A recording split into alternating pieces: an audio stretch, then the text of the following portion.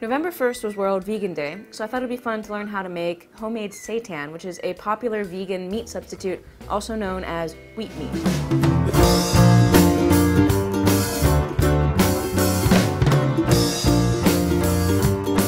This week on Working Class Foodies. Veganism is a philosophy and lifestyle whose adherents refrain from consuming, wearing, or in any other way exploiting animals or animal byproducts. Generally, vegans define animals as anything that comes from an egg, which means that honey, since it comes from bees who come from eggs, is not vegan.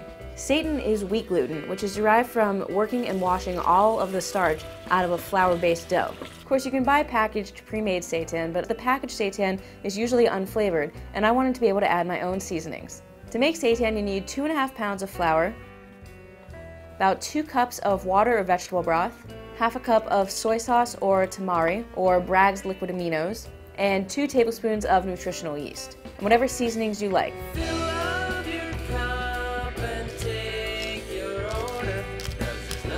Form this into a dough, and when you can no longer mix it by hand in the bowl, turn it out onto a floured work surface and work it for 20 minutes.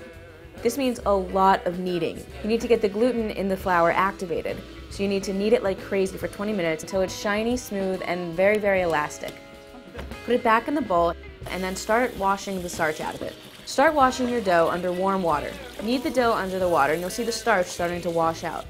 Repeat this as many times as necessary until the water runs clear, making sure that the water is a little bit colder every time. This can take anywhere from 20 to 40 minutes. Make sure you get all of the starch out. You might think that you have it out from the surface, but there's actually a lot more starch inside, so you may need to break up the seitan into smaller pieces in order to work out all the starch. After the water is running clear through your seitan, turn it back out onto your work surface and form it into a log. Now, it is a lot of work to get the seitan to this point, and if you don't have the time for it, that's fine. There is a shortcut to all of this kneading and rinsing and kneading and rinsing and kneading and rinsing. It's called vital wheat gluten, and it is essentially the flour with all of the starch already rinsed off. I used the full box and I added in 2 cups of vegetable broth. Again, the advantage to using vital wheat gluten over buying the pre-made seitan is that you can control the flavors. Before you put in any liquids, you can add in whatever seasonings, spices, or herbs you want. The seitan at this stage will feel kind of like chewing gum, and it'll look sort of like a big gray sponge. What farty chewing gum? Trust me, it will end up tasting much better than it looks. At this point, whether or not you've made a seitan completely from scratch or with the vital wheat gluten, turn it out onto your work surface and form it into a log.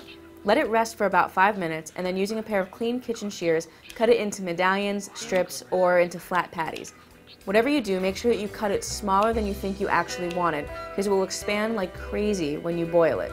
Heat up a pot of water or vegetable stock and bring it to a boil. You can add in seasonings like garlic, a bay leaf, peppercorns, totally up to you depending on what you're going to end up doing with the seitan later. Once your liquid is boiling, add the seitan in piece by piece and then simmer.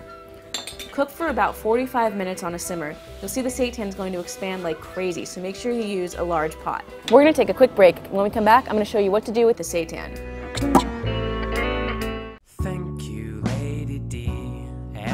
At this point, you can do whatever you want with the seitan. To complete my seitan dish, I wanted something that was healthy and seasonal. So I peeled and chopped 1 butternut squash,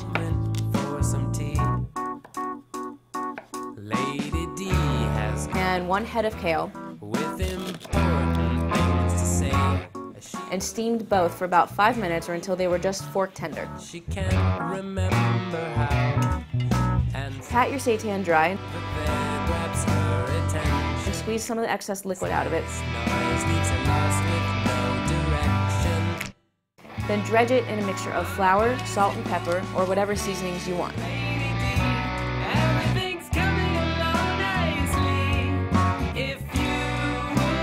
Then I sauteed my seitan in a pan of olive oil, and when it was brown on both sides, I removed it and then added in my kale and my squash. I seasoned my vegetables with plenty of fresh black pepper, sea salt, crushed red pepper flakes, and some balsamic vinegar. Once the vegetables were pretty much cooked through, I added my seitan back to the pan, tossed it to coat, let it cook for just a few minutes on medium heat. When everything was done, served it up, and it made for a delicious, healthy vegan meal. Because seitan has such a blank palate, there is a ton of different ways you can cook it. You can make an Italian dish with your seitan by adding dried rosemary and thyme to your wheat gluten or flour mixture before you add in any liquids, and then you can simmer your seitan in tomato sauce. Or you could give your seitan an Indian flair by seasoning it with cumin, coriander, and curry, and then mixing it into pureed spinach or kale for sag seitan instead of sag paneer.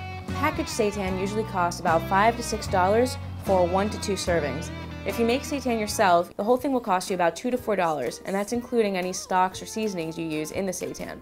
Don't forget, you can also keep the cost down by using a homemade vegetable stock like we showed you in our pantry episode, and you can use whatever seasonings you have lying around.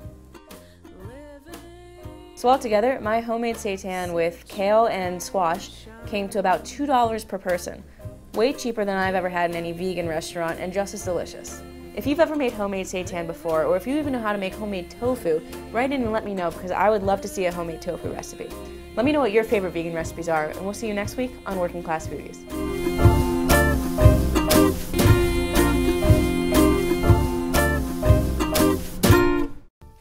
Check out some of our other episodes to find recipes that would go great with this dish by clicking any of these boxes around my face.